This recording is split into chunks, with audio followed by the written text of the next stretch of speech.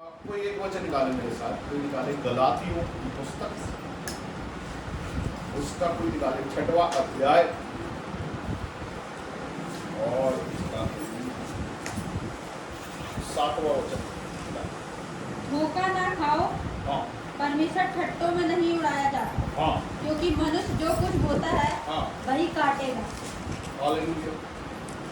साफ सीधी बात, वचन क्या कहता है कि परमेश्वर ठट्टों में नहीं उड़ाया जाता।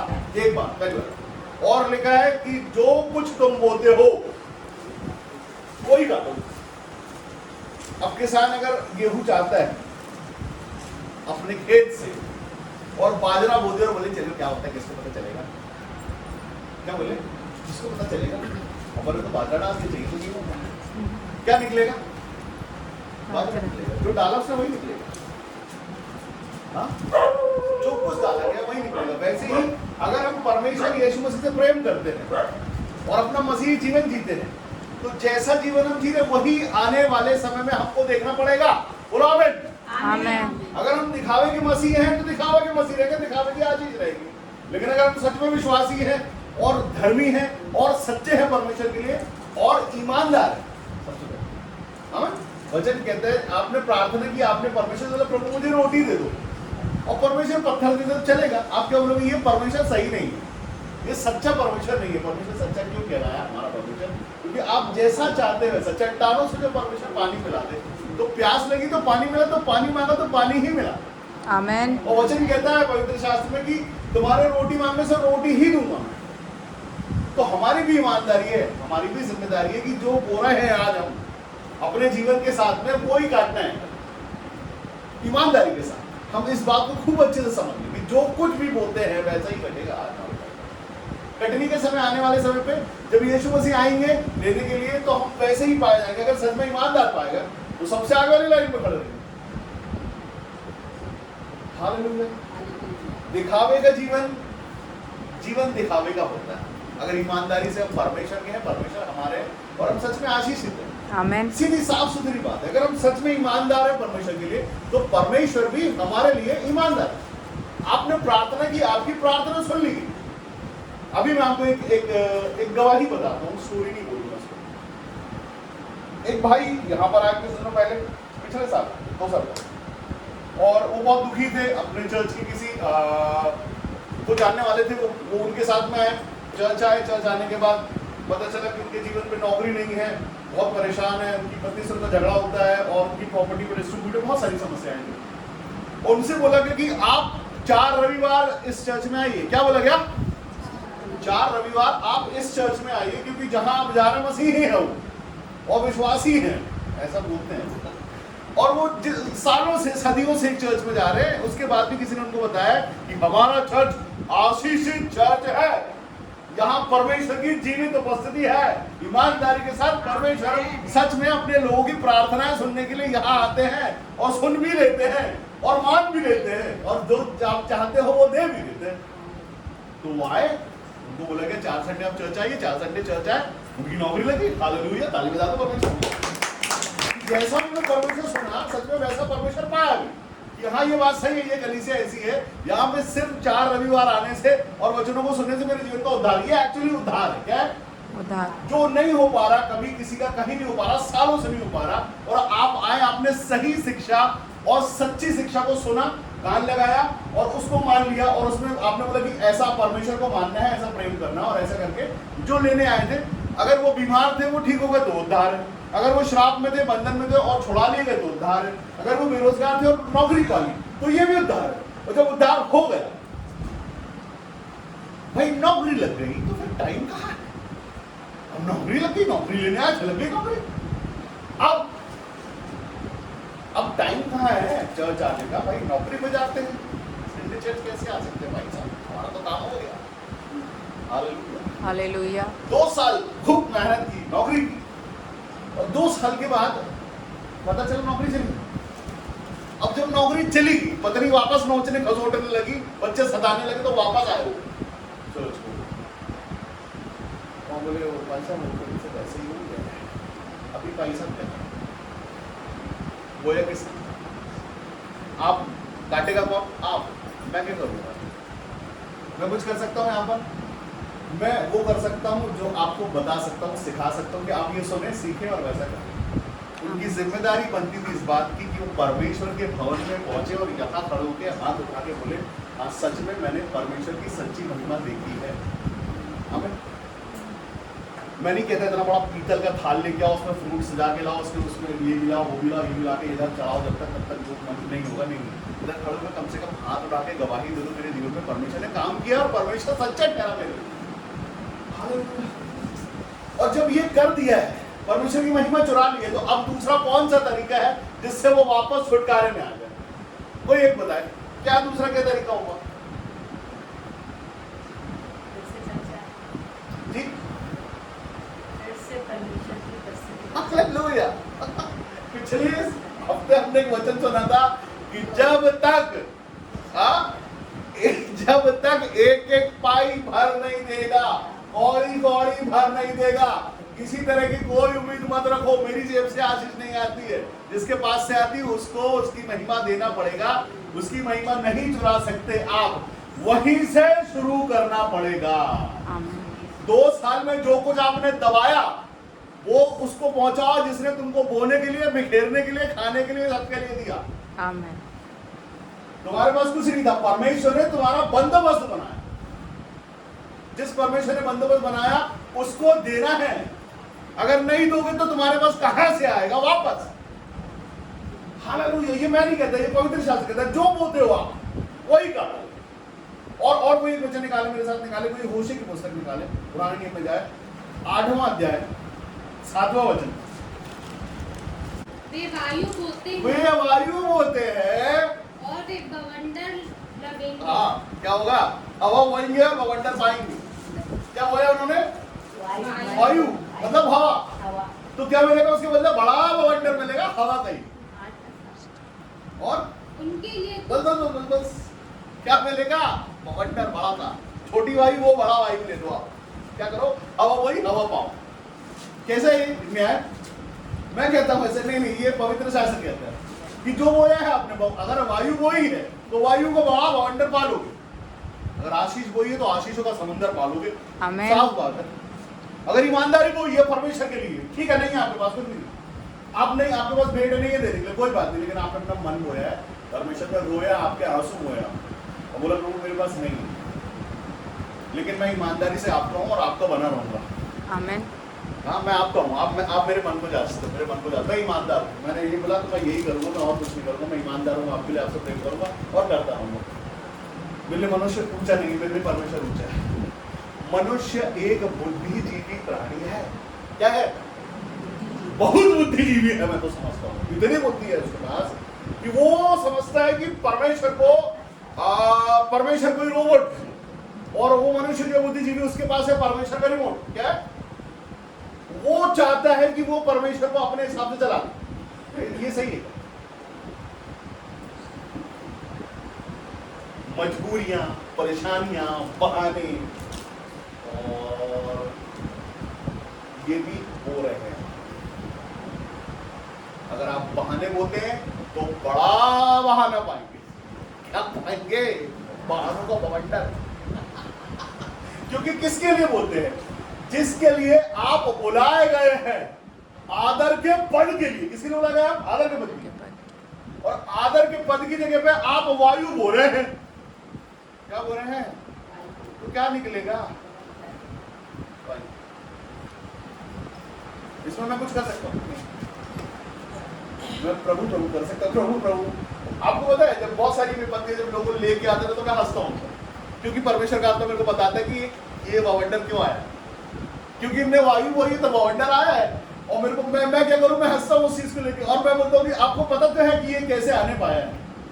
शिक्षा तो पवित्र शास्त्र हमको सिखाता है, हम सीखते हैं और वैसा जीवन जीने लगते हैं, और जीते जीते हो सकता है उसमें और आदर पे और बढ़ते चले जाते हैं। मैं पहले विश्वासी हुआ, मेरे जीवन से पास ऑन होने के पहले मैं विश्वासी हुआ, विश्वासी, अच्छा विश्वासी, ईमानदार विश्वासी, बोलने वाला विश्वासी, और वायु नहीं बोलता था, मैं ईमानदारी बोलता था, रोता था, और मैं बोलता था प्रभु मैं तो इस भवन में घुसने के योग्य भी नहीं हूँ आपके, मैं तो इतना गंदा हूँ, इतना घिनौना हूँ, मैं तो मैंने इतने पाप किए हैं कि मैं परमेश्वर पिता आपके भवन में जाऊँ कैसे? मुझे शर्म आती है, मैं बाहर अच्छा हूँ, यही सुन लूंगा आपके वचन अपने कानों से, मैं अंदर आने लायक आज नहीं। ये मेरी ईमानदारी। हालेलुया। लेकिन परमेश्वर यीशु मसीह का पवित्र लहू तुच्छ नहीं है, परमेश्वर खड्डों में नहीं उड़ाया। तो सच में मेरे लिए भी उसने अपना लहू बहाया तो मैं शुद्ध हुआ हूँ। और अगर उसके लहू के बाद भी मैं ये समझूं कि मैं शुद्ध नहीं हूँ, तो ये गलती मेरी है। वो पापों से छुड़ाने के लिए आया, ढांपने के लिए नहीं, निकाल देने के लिए आया, आपको अलग कर साफ करने के लिए आया। उसका पाक पवित्र लहू से आप साफ हो गए हैं और अपने आप को साफ महसूस करें। और ये जिम्मेदारी आपकी कि जब आप नहा लिए, शुद्ध हो गए हैं, तो उसके बाद गंदा नहीं होना।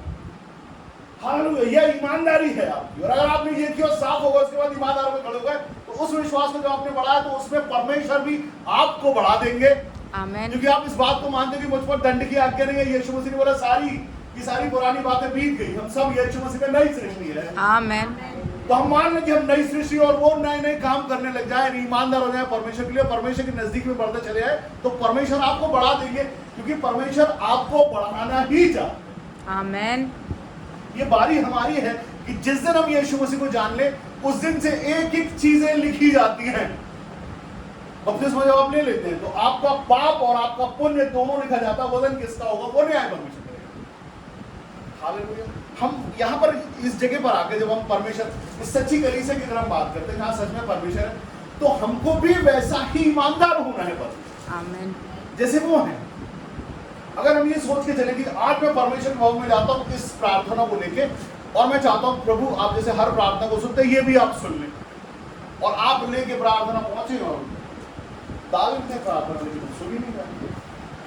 एक हफ्ता, 2 हफ्ता, 3 हफ्ता डाउट हुआ कि क्या बात है, परमेश्वर तो सच्चे न्यायी है, तो वो क्यों मेरी प्रार्थना क्यों नहीं सुनी जा रही?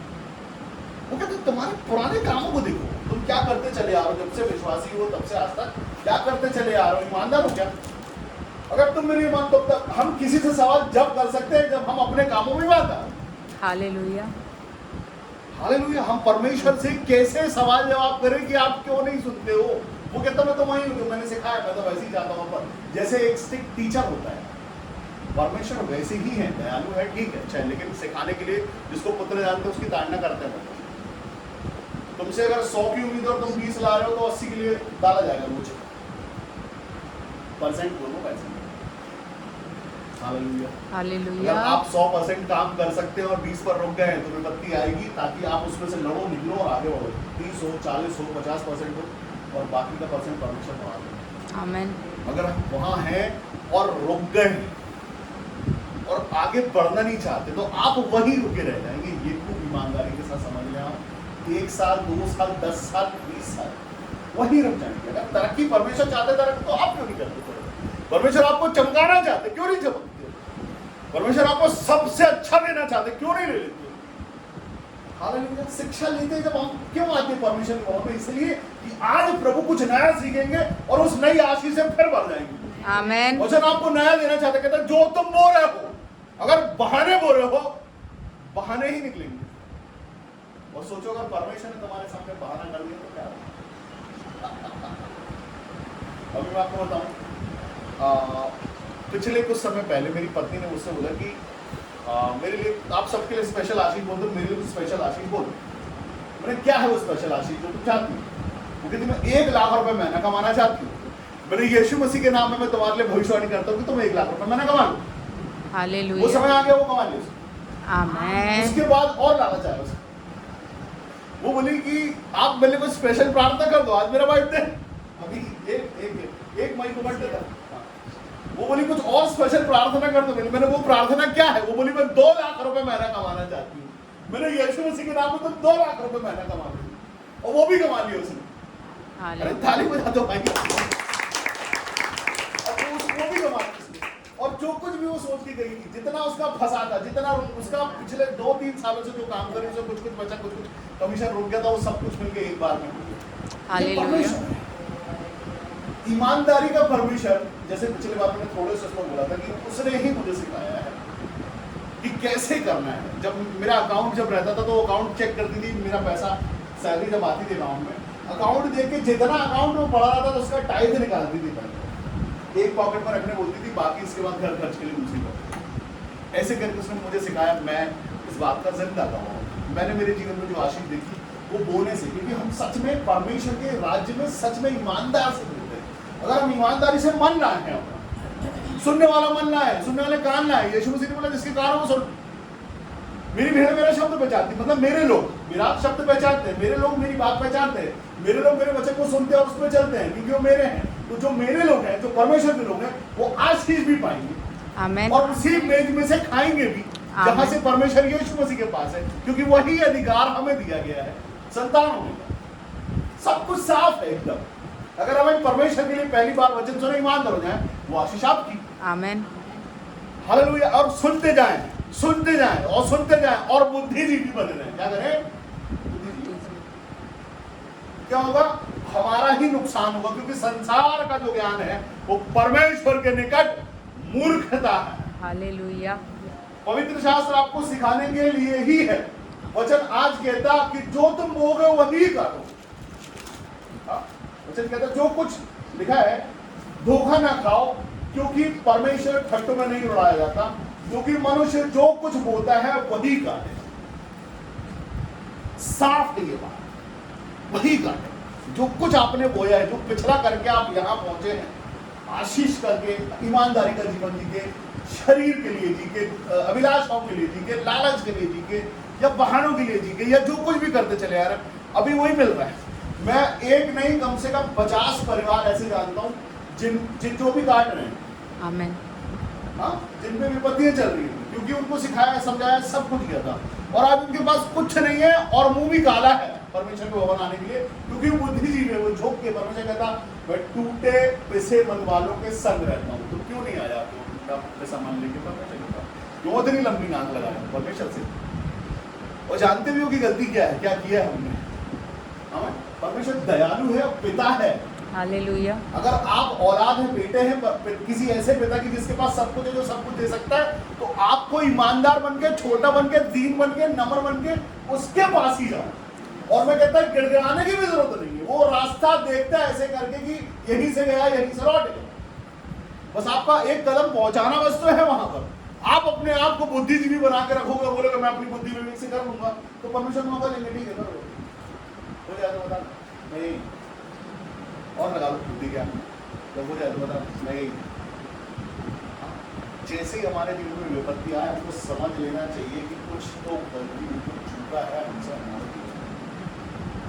और विश्वासी लोगों के लिए तो खास तौर पे, अगर आप कुछ प्रार्थना कर रहे हैं और नहीं हो रहा तो घुटनों पर आ जाइए उससे, प्रभु क्या चूक गया, याद दिला दो। मैं आपको बताऊं, दर्शन में परमेश्वर का आत्मा बात करता और लोगों के विषय में मेरे सामने, मैं अगर सोचूं आज की आज प्रभु ये मनुष्य है इसके लिए, तो मेरे को रात को दिख रहा है उसके साथ सपने, उसके समस्या क्या है, उसको तकलीफ क्या है, उसको दुख क्या है, उसके साथ क्यों ये हो रहा है, ये बता दिया जाए। परमेश्वर चाहते हैं कि विपत्ति मैंने रची, बोलना नहीं कुछ। परमेश्वर ने उसको बोला कि मैंने उस पर विपत्ति डाली तो कुछ नहीं बोला, मैं जानते हुए भी नहीं, मेरे पास अथॉरिटी नहीं है। और अगर जाने बोले तो घर जाने बोलने तो घर चले जाओ, वो मेरे साथ ऑर्डर उसका बॉस बड़ा मत जाओ, मैं नहीं जा सकता, मैंने डाली विपत्ति, चलने तो चल नहीं सकता। जान के सिर्फ प्रार्थना कर सकता हूँ, प्रभु जी आप न्यायी परमेश्वर है, आप न्याय। आशीष नहीं बोल सकता, मैं न्याय बोल सकता, क्योंकि परमेश्वर के न्याय के आगे आप नहीं आ सकते। लड़या सकते हो बाप से, लेकिन उसके फैसले के आगे आड़े नहीं आ सकते। अभी कल एक भाई का मेरे पास फोन आया और परमेश्वर ने उनको सरकारी नौकरी से नवाज दिया। हालेलुया उनके 3-4 लोगों को लेके यहाँ परमेश्वर के भवन में भी आ गए कि मुझे बहुत अच्छा लगा है, मेरे साथ ये हुआ, मेरे साथ वो हुआ, मैं चंगा भी हूँ, मेरी नौकरी लग गई है।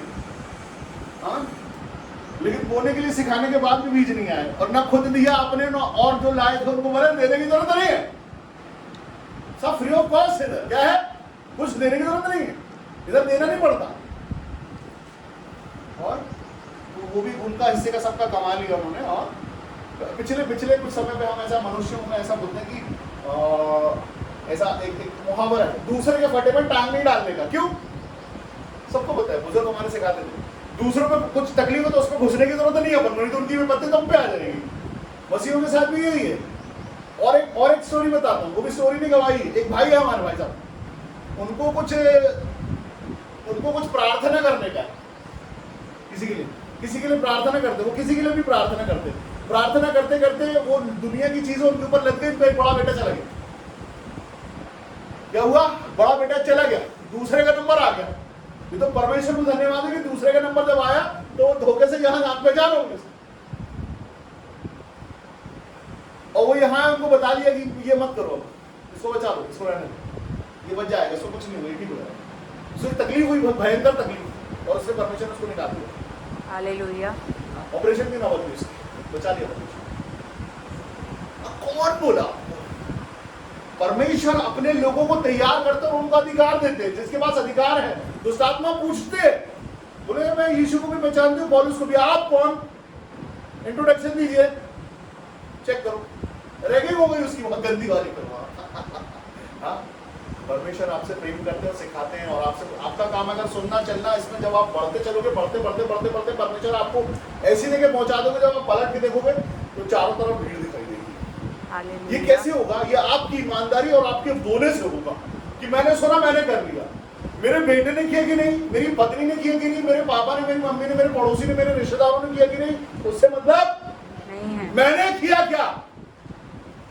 अगर मैंने कर लिया तो मैं तो आशीषित हो गया। जब स्वर्ग जाएंगे, यीशु मसीह लेने आएंगे, तो अपन टाइम देंगे परमेश्वर, प्रभु थोड़ा मेरा बेटा भी, मेरी पत्नी, ऐसा कर पाएंगे क्या? मेरा भाई बहन, मेरी बच्ची, मेरा बेटा, कर पाएंगे ऐसा? नहीं। सिंगल, अकेले, उस समय अकेले कर दिया, न्याय ऐसा होगा। अगर हस्बैंड वाइफ है तो दोनों में से एक घर में तो एक चलाएगा, तब क्या करोगे? तो अभी भी तो वही है, वो नहीं है विश्वास में। आप क्यों चाहते हो उसका उद्धार हो जाए? उसको वो शिक्षा क्यों नहीं देते तो जिससे आप आजीवित हुए? मैं लोगों के साथ मैं बहुत पर्सनल बैठता हूँ, उनको बहुत काउंसलिंग देता हूँ, उनको सिखाता हूँ, समझाता हूँ। जिनको स्पेशल केस हो तो उसको ज्यादा आधा घंटा देता हूँ कि बैठो मेरे साथ, मेरे को पहले अपना दुख बताओ, अपनी तकलीफ बताओ, क्या है तुम्हारे अंदर वो बताओ, उसके बाद मैं तुमको बताऊंगा क्या कर दो। ये भी करता हूँ, समय आने पर मैं ये भी करता हूँ। ये मेरा काम नहीं है जबकि, लेकिन मैं चाहता हूँ ये, अगर ये ठोकर खा लिया तो मेरे पे बात आएगी। आप खुद चले जाओ अपनी बड़ी करके नाक उसमें, मैं ठोकर में नहीं। मैंने आपको सही शिक्षा दी, आपका ईगो हर्ट हो गया। यीशु मसीह ने भी तो यही बोला था कि मुझे बहुत सारी बातें कहनी है अभी तुमसे, लेकिन तुम सुन नहीं पाओगे। नहीं, सह नहीं करना है, बहुत सारी बातें कहनी है, लेकिन तुम सह नहीं पाओगे, क्योंकि तुम्हारे पास ईगो है, मन है, आपा है, बीवी है, इसलिए सह। यीशु मसीह ने बोला, यीशु मसीह के पीछे आने वालों को क्या करना पड़ेगा? क्या है तरीका? अपने आप से इनकार। अपने आप से इनकार करना पड़ेगा कि आई एम नोबडी, मैं कुछ नहीं हूं, मैं कोई नहीं हूं। आप महान परमेश्वर और मैं कुछ नहीं हूं। जैसे ही कोई यहां से बैठा हुआ कोई भाई बहन अगर ये बोलता है कि परमेश्वर ने मेरी प्रार्थना सुनी और भाई साहब ने मेरे लिए प्रार्थना की, तो मैं हाथ उठा के महिमा परमेश्वर को दूंगा। सब आपका, ये नोबडी है, ये कुछ नहीं, वो सब कुछ है। आमेन। और वो मेरे में है तो मैं, हाँ मैं कुछ हूं। मैं ये सूट जो है, ये शरीर जो है, ये कुछ नहीं, लेकिन इस शरीर के अंदर जब परमेश्वर का आत्मा है तो हाँ ये बहुत कुछ है। क्योंकि जब ये शरीर से पैर रखता है कहीं तो यीशु मसीह उसके साथ, हालेलुया, मेरे साथ फिर वो चलते तो हाँ सच में तब मैं कुछ हूं। आमेन। अब वो उसके लिए अगर मैं ईमानदार हूं तो परमेश्वर का आत्मा मेरे अंदर वास करेगा और मेरे साथ वो चलेगा। अगर मैं ही अपने हाथों के काम बुरे करूं और मेरे जीवन से चीजें बुरी रहे तो क्या यीशु मसीह मेरे साथ चलेगा?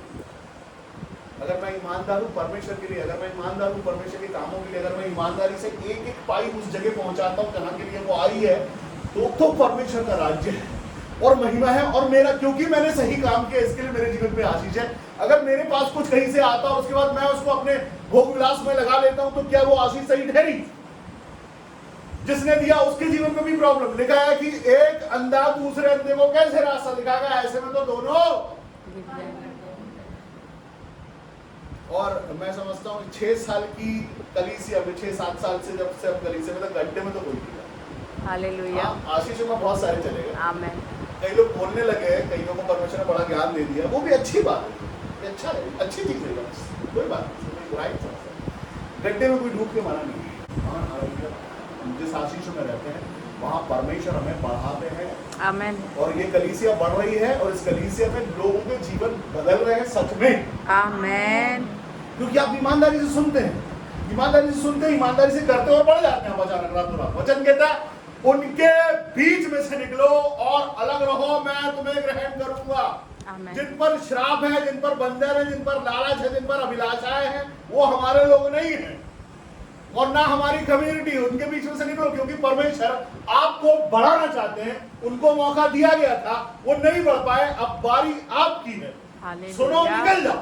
अपने आसपास के लोगों को चेक करो, कहां बैठते हो आप, कौन सी संगति है आपकी। आपके परमेश्वर वाले लोग हैं तो बैठो, नहीं तो जय मसीह की बोलो और निकल जाओ। आमेन। क्योंकि ये तो पास वालों के लिए भी लिखा है, मसीह के लोगों के लिए भी लिखा हुआ कि अगर मसीह के अलावा कोई दूसरी शिक्षा दे तो उसको अपने घर पे बैठने भी मत देना और प्रेज लॉर्ड तो बिल्कुल मत बोलो। कई आते हैं बहुत सारे पेट की सेवा करने वाले, कोई बुक बेचता है, कोई कैलेंडर बेचता है, कोई कुछ बेचता है, कोई कुछ वचन ही पढ़ देता है। वो कहता है कि चलो मैं आया हूँ तो प्रार्थना तो कर ही देता हूँ, हाँ, और झोली भी लाता है वो साथ में। लेकिन ऐसा लिखा नहीं है। परमेश्वर ने बोला बटुआ भी नहीं होता। बटुआ कितना बड़ा होता है, छोटा सा, वो भी मत रखो। जो दिया जाए वो ले लो, खुशी खुशी धन्यवाद के साथ उसको बोलो और प्रार्थना करो उसके लिए। अगर कल्याण योग्य कोई वहां ठहरा तो तुम्हारा कल्याण वहां ठहरेगा, आमेन। नहीं तो तुम्हारे पास वापस आ जाएगा।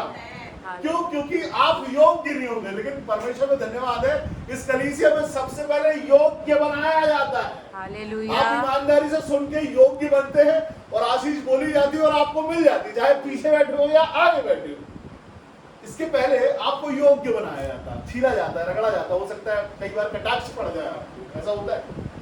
आपको लगे ओ ये तो मेरे लिए है, हाँ, वो जख्म होता है, लेकिन वो जख्म के बाद जो मरहम आता है वो परमेश्वर की ओर से आपके लिए ही रहता है, क्योंकि जख्म करना जरूरी है।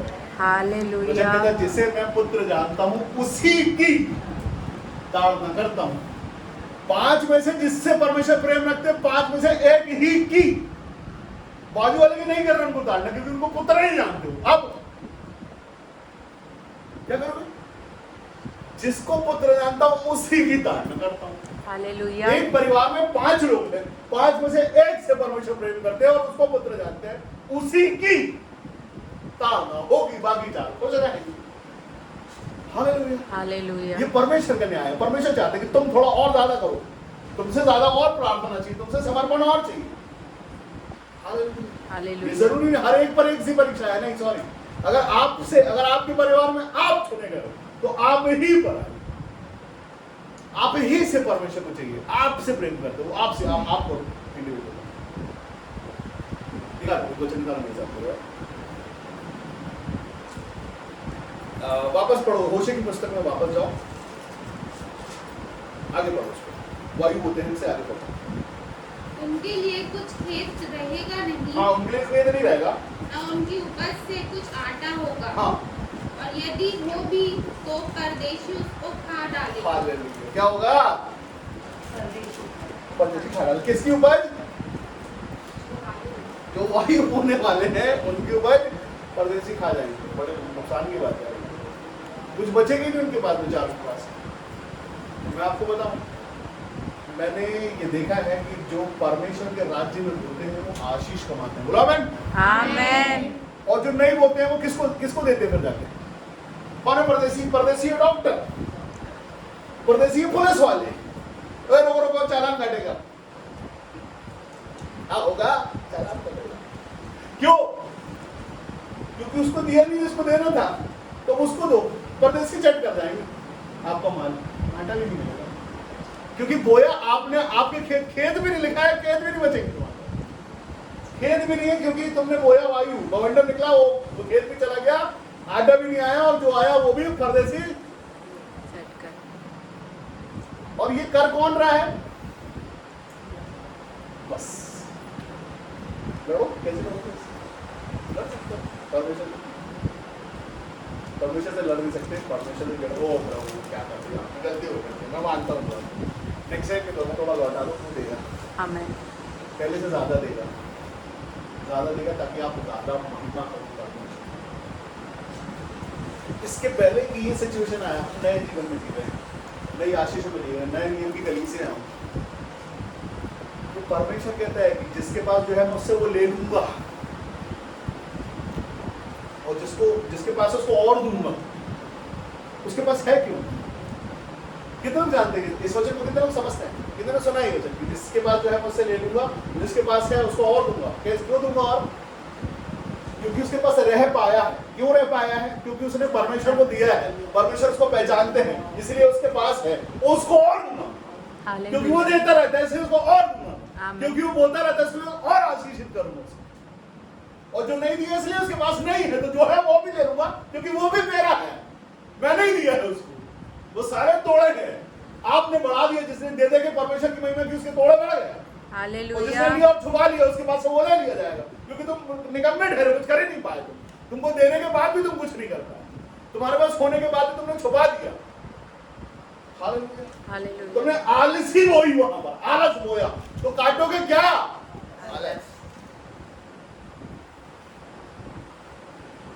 आलस बोगे और आलस ही काटोगे। आलस बोगे सोचो आशीषित हो जाऊं मैं, बोगे, क्योंकि बोया क्या? कई लोग परमेश्वर के भवन में आते हैं ऐसे झपकी लेते हैं। मैं उनको उनसे बात करता हूँ, सुनो खाना खा के जाना, सोना नहीं है। तो आप आए हैं परमेश्वर में, क्या बोल रहे हैं? इसके पहले कि भेड़ें उठाई जाए, आपने क्या बोल दिया? आलस। तो क्या कमाया? आलस।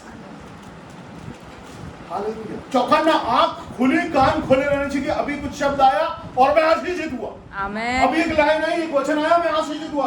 अभी कुछ आया और मैंने छुआ और मैंने ग्रहण किया और मैंने पाया।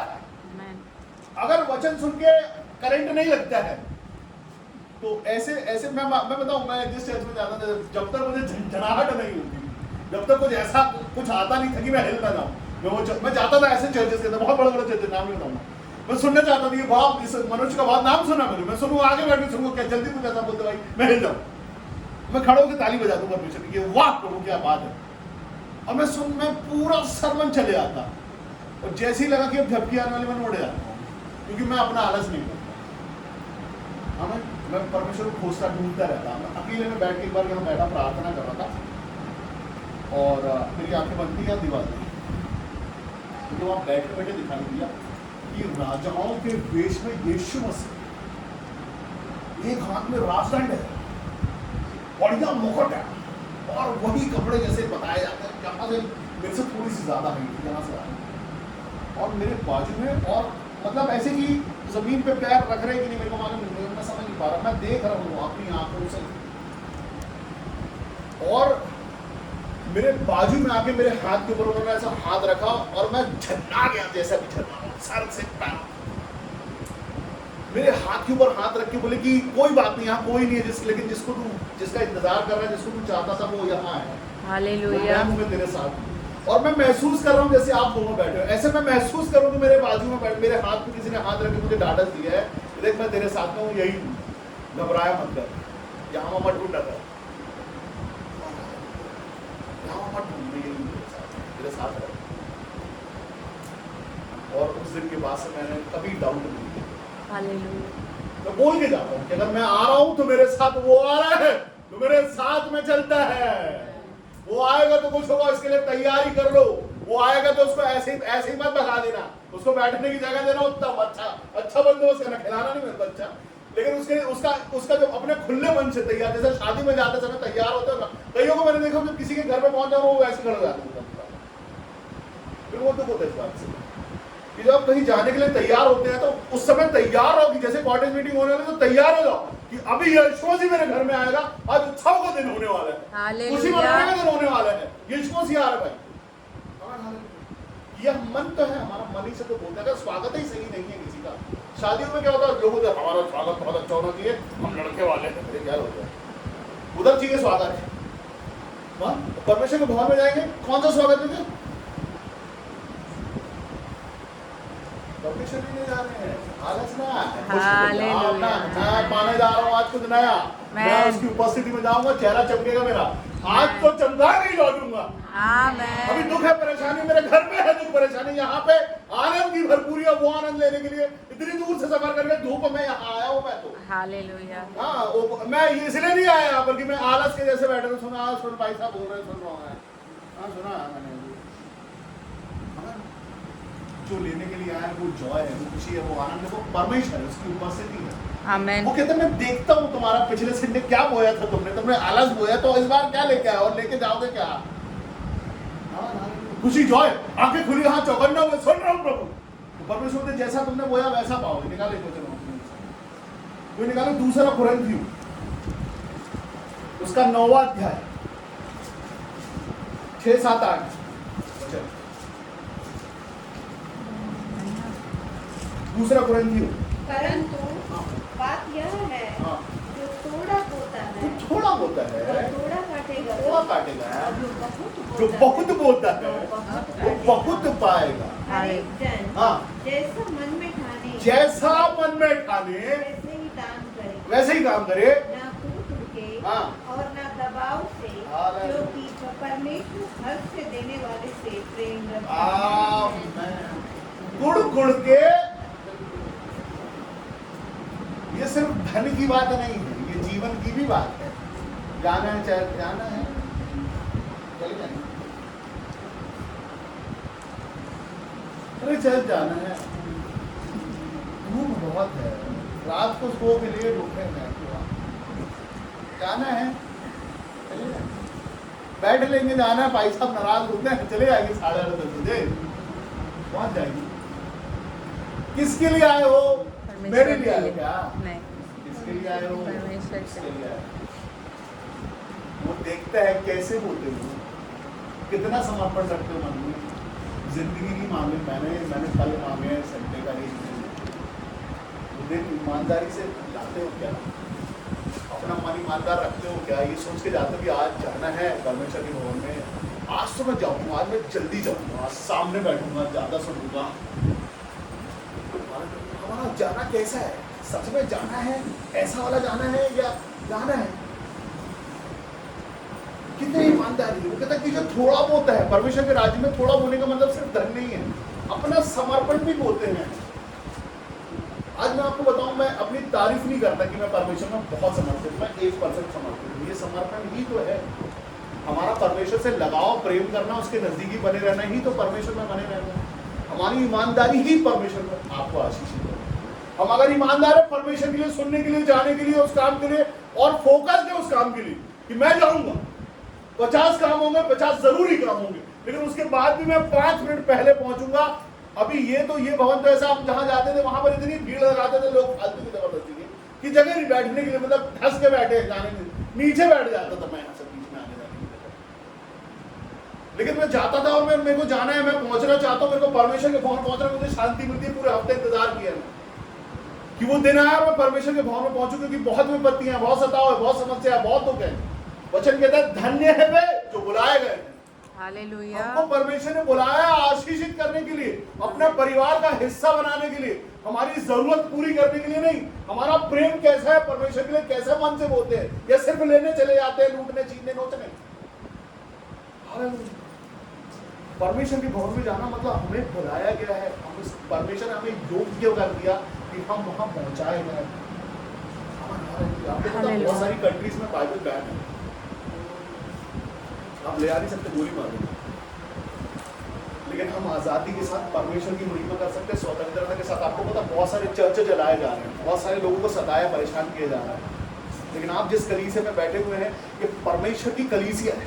आमेन। जहाँ पर उसकी उपस्थिति रहती है, उसके दूतों की उपस्थिति रहती है। हम अगर ईमानदार है परमेश्वर के लिए, तो ये ही तो पंखों की आड़ है उसकी, कि हम सुरक्षित आते, सुरक्षित चले जाते हैं। ये क्या है? ये परमेश्वर की आड़ है, उसकी प्रेजेंस से पियो। कि आप ईमानदारी से जाओ, महिमा करो, हाथ उठाओ, चिल्लाओ, मैं हूं तुम्हारे साथ, वहां पर खड़ा हूं, मैं खड़ा रहूंगा, क्योंकि मैं सच में यहाँ रहता हूं, मैं हूं यहाँ। परमेश्वर अपने लोगों से प्रेम करते और बढ़ाना चाहते, कैसे कि थोड़ा बोगे तो थोड़ा ही काटोगे। कैसे बोते हो? हमारा बोना कैसा है? ईमानदार कितने हैं? हमारा बोना मतलब हमारी ईमानदारी। परमेश्वर, अगर हम परमेश्वर के लिए ईमानदार है, कामों के लिए ईमानदार नहीं है, चीजों के लिए ईमानदार नहीं, अभिलाषों के लिए ईमानदार नहीं। हम अभिलाषा लेके नहीं जाते, हम लिस्ट लेके नहीं जाते, हम सिर्फ जाते हैं कि प्रभु आज महिमा करेंगे आप। हालेलुया। हम अपना मन बोलते हैं, अपना जीवन बोलते हैं, अपनी तकलीफें बोलते हैं, ताकि आशीषित हो जाए, इसलिए तो जाते हैं परमेश्वर। वो कहते हैं तुम परमेश्वर के राज्य की खोज करो, सारी चीजें, सारी बातें, सारे संसार की चीजें तुम्हें यूं ही मिल जाए। आमेन। और यूं ही वाली चीज लेने जाओगे तो क्या मिलेगा? वायु का बड़ा बवंडर। क्या मिलेगा? बवंडर मिलेगा। और ये सोचो ही नहीं कि मुझे कुछ चाहिए है परमेश्वर से, बोलो मैं तो महिमा करने आया हूँ। हालेलुया। मेरे जीवन को आप जानते हो, मेरी कमी घटी को आप जानते हो, सर से पैरों तक मांस गुदा आप जानते हो। देख लो मैं इधर खड़ा हूँ और अच्छे से देख लो मेरे को, मैं ऐसा खुला साफ मन लाया हूँ और आया हूँ कि आज मैं महिमा करने आया हूँ। कुछ नहीं चाहिए मेरे को, आज मैं ईमानदारी लाया हूँ, ईमानदारी बोने आया हूँ यहाँ पर, सिर्फ चेहरा दिखा के हाजिरी लगाने नहीं आया। आज मैं इसलिए आया कि महिमा करूँ आपकी। जीवन में दुख है, तकलीफ है, परेशानी है, पड़ोसी खराब है, दोस्त खराब है, रिश्तेदार खराब है, पति पत्नी सब, आप अच्छे हो, आप बहुत अच्छे हो। और इसके लिए उनसे हट के मैं यहाँ आया हूँ जहां आप रहते हो। आप अच्छे हो, परमेश्वर अच्छा है, परमेश्वर सच्चा है। वही एक रिश्ता है सबसे मजबूत, उसके साथ बना लो, बाकी सब रिश्ते अपने आप। हालेलुया। उसके साथ अगर रिश्ता मजबूती का हो गया, बाकी सारे रिश्ते अपने आप लाइन अप हो जाएंगे, पीछे आने लगेंगे सारे, तो भागेंगे आप, क्योंकि आपके चेहरे पर उसका नूर है। हालेलुया। वो आपसे प्रेम करता, आपके नजदीकी में खड़ा होता है, फिलहाल सर से पैर तक मिल जाते हैं उसकी प्रेजेंस में, उसके छूने के पहले छू लेता हूँ। आपको नहीं, आपको आंखों से हो सकता नहीं दिखे, लेकिन छू लेता है, आप महसूस करोगे हाँ यही है, मुझे छू रहा है। मैं जानता हूँ उसकी प्रेजेंस, मैं जानता हूँ उसकी उपस्थिति, मैं जानता हूँ उसका टच। हालेलुया। परमेश्वर के लिए हम कैसा वाला तोड़ के करते हैं क्या? आलस के साथ करते हैं, मजबूरी में करते हैं क्या? दबाव में करते हैं? परमेश्वर को आप दबाव में कैसे परमेश्वर से प्रेम करोगे? जबरदस्ती है क्या कोई ये करना? हाँ, अगर आपके लिए वर्शिप चुनी गई है, ये प्रेशर है क्या? दबाव है क्या? बहाना है क्या? आपको पुश करने क्या? धक्का दे क्या? हिला दे क्या? अरे इनमें से आपको अगर एक चुना गया है, तो आपको परमेश्वर ने एक चुना इनमें से। हालेलुया। ये परमेश्वर की महिमा है कि वो हमसे प्यार करता है और हमसे चाहता है, सबको अलग करके आपसे प्रेम करता है, वो एक मनुष्य से। तो ये क्या बुलाहट, ये अगर रेलवे की बुलाहट आ जाए, अगर किसी सरकारी नौकरी की बुलाहट आ जाए, वो इम्पोर्टेंट है, लेकिन परमेश्वर की जो स्वर्ग और पृथ्वी और सारी सृष्टि और रचने बनाने वाला है, उसकी बुलाहट तुच्छ समझते हो तुम। इस परमेश्वर ने सारी सृष्टि की रचना की और उसके बड़े बड़े अद्भुत कामों को देखा, उस जगह पर आपको मौका मिला है। मजाक की बात नहीं है, लोग तरसते हैं। एक मेरे पास एक धनी व्यक्ति आया, उसकी बड़ी भारी कलीसिया थी, और वो कहता था कि मेरी कलीसिया बड़ी, मेरा चर्च भी बहुत बड़ा है, लेकिन काम नहीं होता। आप ऐसे कोई मुझे प्रार्थना कर दो, मेरे हाथ में वहाँ चंगाई भी होने लगी, वहाँ छुटकारे हुए, वहाँ सब हो गए। वो नहीं सुना गया था उसका। उसका कलीसिया बड़ी थी, चर्च बड़ा था, पैसा भी बहुत था, फॉरेन फंड भी आता था उसके पास, लेकिन वहाँ काम नहीं था। तो वो बोला मेरे लिए कुछ स्पेशल प्रार्थना करो कि मेरे हाथ से काम होने लगे। मैंने बोला कि तुम चाहते हो कि तुम्हारे हाथ से काम होने लगे, तो नहीं होगा। जब तक वो नहीं चाहेगा कि तुम्हारे हाथ से काम हो, तब तक कुछ नहीं होगा। और जिसको परमेश्वर ने चुना हुआ है कि तुम्हारे हाथ से काम होंगे, और वो अपनी बुलाहट को ऐसे ही समझो। क्या ये हर संडे आता है, नींद खराब होती है, एक ही दिन तो मिलता है संडे का। मैंने नौकरी छोड़ दी, करियर कौन सा करियर, बहुत मजे, बहुत ठाट और बहुत पैसा बहुत था, क्योंकि जो कॉलेज की बुलाहट थी वो बहुत इम्पोर्टेंट थी, तो जिसकी ओर से आई थी वहाँ मैं बहाने और दबाव के साथ ये काम नहीं करना चाहता था, क्योंकि जिस काम में आनंद नहीं है मत करो, इस काम में खुशी नहीं है, इस काम में जॉय नहीं है, मत करो। मुझे ये काम करने में जॉय मिलता है, आनंद मिलता है, खुशी रहती है, मैं अंदर से खुश रहता हूँ कि ये काम करके परमेश्वर की महिमा होती है, और वही मेरी दाल रोटी है। वही है मेरा काम, ये है कि मैं परमेश्वर की महिमा को बता दूँ कि कैसा है वो परमेश्वर, अच्छा है वो परमेश्वर, सच्चा है वो, सुनने से सुनता है, देता है, पुकारने से सुन लेता है। उसने बुलाया है, खुशी की बात है। जबलपुर का मेयर बुलाया आपको बड़ा कोई जज बुला ले, आपको कोई पुलिस का बड़ा अधिकारी बुला ले, तो खुश हो जाते हो आप। अरे जिसने बुलाया उसने मेज सजाई, हालेलुया, उसने खाने के लिए बुलाया है, कुछ करने की जरूरत नहीं है आपको, वो खिलाएगा सबसे उत्तम, गारंटी, आमेन, सबसे बेस्ट, बहुत इज्जत के साथ, बहुत मान सम्मान के साथ। आपको पहले मान सम्मान दिलवाते हैं परमेश्वर। आमेन। परमेश्वर चाहते हैं कि तुम्हारी भी महिमा हो जाए, क्योंकि मैं तुम्हारे अंदर रहता हूं, छोटी बात नहीं है। अब तुम वो हो कुछ अलग होगा, क्योंकि मैं तुम्हारे अंदर तुम्हारे साथ हूं। तुम्हारी भी महिमा होनी चाहिए, तुम्हारा भी मान सम्मान होना चाहिए। मिलता है किसी किसी को मिलता है परमेश्वर की ओर से मान सम्मान। हालेलुया। तो लोग मनुष्य को मान सम्मान के लिए बोलते रहे हमको बड़ा मान सम्मान, लेकिन जब परमेश्वर मान सम्मान मिला है, वो मान सम्मान कैसा है? हालेलुया।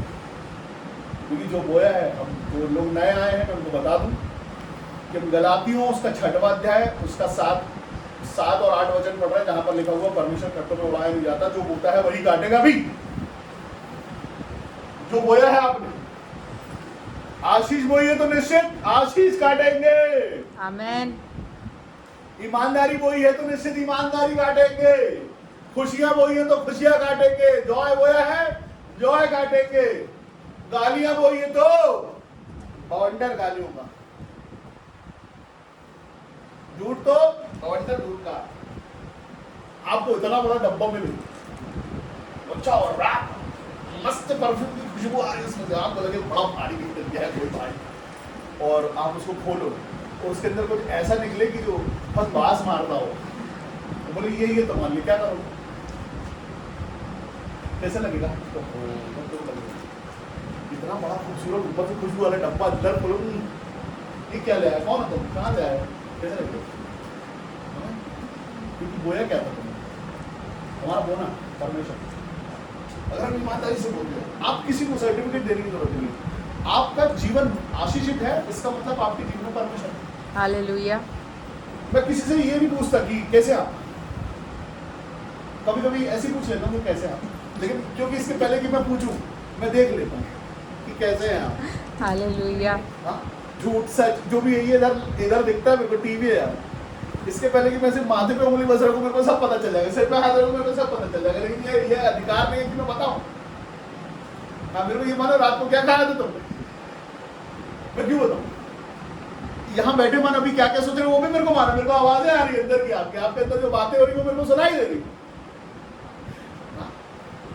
ये बोला है हमारा परमेश्वर। अभी सोचो, एक क्लास चल रही है, क्लास में से कोई एक बच्चा बहुत आनंद मना रहा है और बाकी सब डरे बैठे कि अब किसका नंबर है। ये ज्यादा अच्छा है।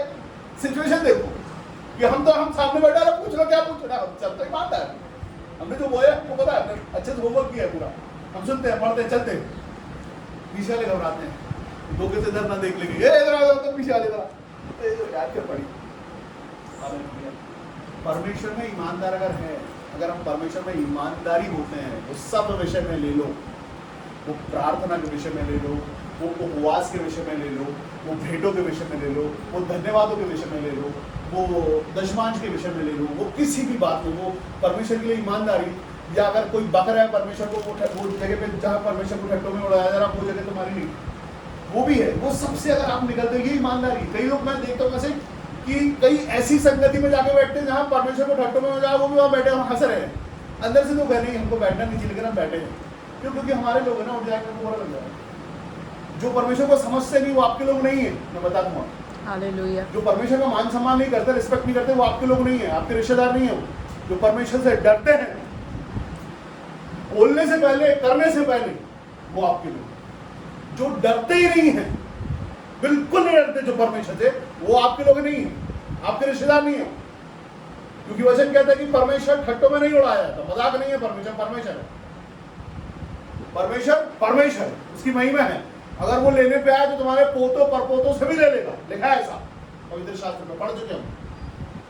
वो करता नहीं है, ये और बात है। इसलिए जो आज की बोनी है हमारी, जो आज तक बोए हैं, उस पर एक बार याद रखें, और कल से क्या बोना चालू करना है इस पर भी ध्यान रख लेगी। कोई बात नहीं, वचन फिर से कहता है यहाँ पर कि सारी पुरानी बातें बीत गई, अब आज तुम यीशु मसीह में नई सृष्टि बन सकते हो। आज से भी परमेश्वर आज भी आपको अनुग्रह आज से भी शुरू कर सकते हैं। चाल चलन अगर हम अपना सुधारने सही कर लें तो आज से ही अपना बोनी याद करो, पिछले हफ्ते की बोनी, पिछले महीने की बोनी, क्या बोया था हमने, क्या बोते चले आ रहे और क्या है आसपास पूरी। परमेश्वर है तो परमेश्वर। अगर सिर्फ फोकसबाजी है, सिर्फ बातें हैं, सिर्फ बड़ी बड़ी बवंडर है, वायु है, तो कुछ नहीं।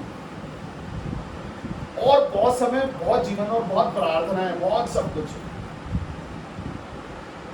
उसके बाद फिर बाकी सारी चीज़ें। लेकिन अगर हम परमेश्वर के लिए ईमानदार हैं, परमेश्वर का वचन पिछले हफ्ते हमने सुना कि यदि कोई मुझ में और मेरा वचन उसमें बना रहता तो वो बहुत फल फलता है, क्योंकि मुझसे अलग होकर तुम कुछ भी नहीं। तो जहाँ बैठे हुए आंखों को बंद करो।